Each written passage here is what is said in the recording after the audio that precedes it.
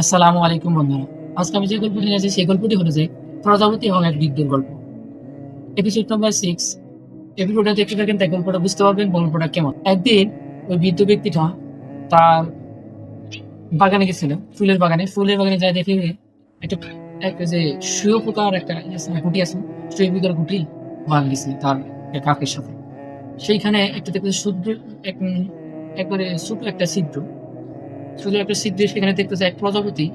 সে আপ্রাণ চেষ্টা করতেছে যে বাইরে আনার জন্য, এখান থেকে ওই ছোট থেকে বাইরে আনার চেষ্টা করতেছে, কিন্তু সে অনেক চেষ্টা করার পরেও সে পারতেছে না। এই ইন্টারেস্টিং বিষয় দেখে সে দাঁড়ালো, ফোনকে দাঁড়ালো আর সে একটা বেঞ্চে বসলো। সে বেঞ্চে বসে দেখতে চাইতেছে যে সে বাড়াতে পারে কি বের হতে পারবে কি শীতের মধ্যে। সে এরকম বসে থেকে দেখতেছে দেখতেছে অনেকক্ষণ দেখতেছে, কিন্তু কাম হচ্ছে না। মানে ওই প্রজাপতি অনেক চেষ্টা করতেছে, খুব কঠোর পরিশ্রম করতেছে, ওই ছিদ্র দিয়ে সে বের হতে পারতেছে না।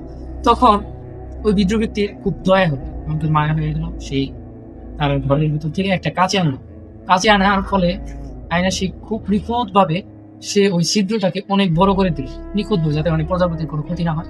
পরে সে এরকম ভাবে ই করলো, সুন্দর করে প্রজাপতি বের হয়ে আসলো। বের আসার পর বিদ্যুৎ দেখলো, যে অবাক হয়ে গেল যে প্রজাপতি আর উড়ে না। মানে প্রজাপতির ডানা ছোট, তারপরে সে তার মোটা, যার কারণে সে উঠতে পারতেছে না।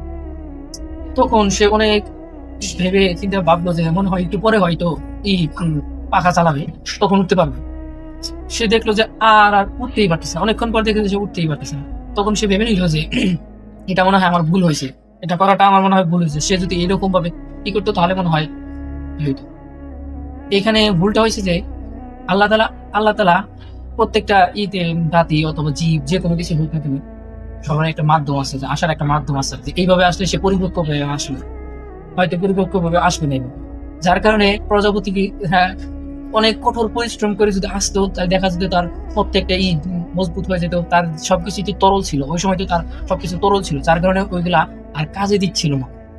আর যখন সে আপ্রাণ চেষ্টা করার পর যখন আসতো এইখানে, যখন সে মজবুত হয়ে যেত, যে শক্তিশালী হয়ে যেত আস্তে আস্তে, তখন কিন্তু সে অটোমেটিকলি এমনিতেই বেরিয়ে আসতে পারতো, আর তাকে এরকম কষ্ট করতে হইতো না। আর এখন কিন্তু তাকে সারা জীবনই তাকে এই মাটিতে হাঁটা চলতে হবে, মানে ঘুরে ঘুরে হাঁটতে হবে। সে করতে পারছেন কত বড় একটা আল্লাহ তালা যাই না, সেটাকে আমাদের নিয়মিত হিসেবে নিতে হয়। এখন আমাদের দেখেন আমাদের জীবনে এইটা কি প্রভাব ফেলবে। আমাদের জীবনে কিন্তু দেখেন আমরা যে কোনো ফেস করি না কেন, আমাদের দুঃখ আসুক না কেন, দেখা যায় আমরা যদি সহজে কোনো কিছু জিনিস পাওয়া যায়, যেমন ধরুন আমি একটা জিনিস পাইলাম, আমি মানে যে কোনো জিনিস হোক না কেন, আমি ধরেন আমি কোনো কিছু না করেই লটারিতে আমি 50 লাখ টাকা পেয়ে গেলাম, লটারি দিয়ে এমনি 50 লাখ টাকা। ওই 50 লাখ টাকা কি দেখেন যখন আমার শেষ হয়ে যাবে, এমনি এমনি যখন খরচা করলাম, গাড়ি করুন সবকিছু করলাম, তারপরে যখন এই টাকাটা যখন শেষ হয়ে যাবে, তখন আমি কি করবো?